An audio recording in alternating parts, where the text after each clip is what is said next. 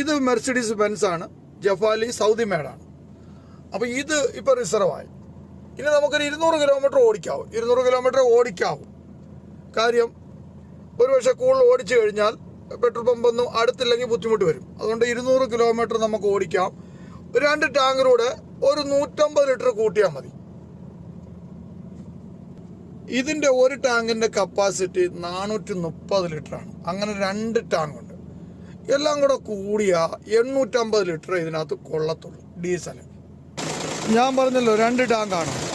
ഒരു ടാങ്കിൻ്റെ കപ്പാസിറ്റി 430 ഉള്ളു കേട്ടോ. അങ്ങനെ 2 ടാങ്ക് റിസർവ് ആയി കഴിഞ്ഞാൽ നമ്മളൊരു 150 ലിറ്റർ ഉപയോഗിക്കാവും കൂടിപ്പോയാൽ.